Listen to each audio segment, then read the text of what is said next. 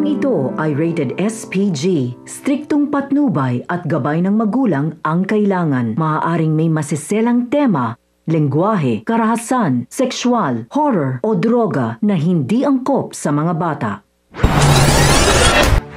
Mga kapamilya, na kay Severino na nga ang bala kung saan siyang sisira sa pagpapanggap ni David bilang tanggol.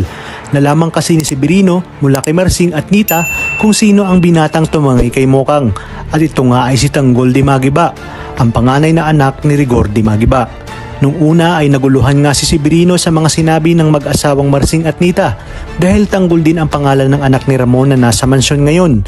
Ngunit nang tanungin nga ni Severino ang mag-asawang Marsing at Nita, dito niya napag-alaman na impostor ang tanggol na nasa mansyon. Lalo niya ngang napatunayan na isang impostor ang tanggol na ipinakilala ni Olga nang ipakita ni Severino sa mag-asawang Marsing at Nita ang litrato ni David. Dito nga sinabi ng mag-asawa na David ang pangalan nito at pangalawa sa mga anak ni Rigor Di Magiba. Kinumpirma din ni Rhoda ang mga sinabi ng mag-asawa. Sinabi pa ni Rhoda kay Severino ang mga ginawa noon sa kanya ni Tanggol, kaya ito nakakulong ngayon. Walang kaalam-alam si Rhoda na alak pala si Tanggol ng isang milyonaryo na siya ngang si Ramon. Samantala huli na nang malaman ni Olga at David na nagdungo nga si Severino sa bahay na mag-asawang Marsing at Nita. Habang sa pagbalik nga ni Severino sa mansyon ay bitbit niya ang balita na nakalap niya mula sa mga magulang ni Mokang na ikasisira nga ni David. Walang kamalay-malay sina Olga at David na alam na lahat ni Severino ang totoo. Nang pasusundan nga sana ni Olga si Severino sa kanyang mga tao ay huli na ang lahat dahil pabalik na ng mansyon si Severino. Dali-dali nga niyang hinanap si Ramon upang sabihin dito ang kanyang nalaman.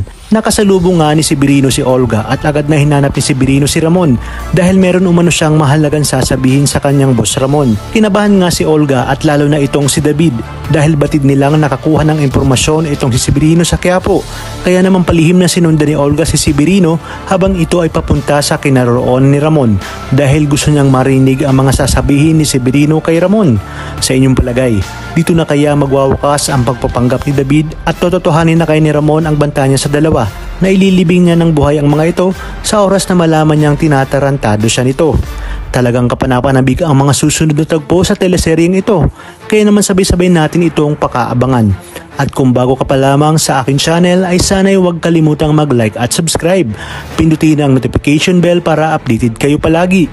Maraming salamat sa inyong panonood at hanggang sa muli, kapamilya.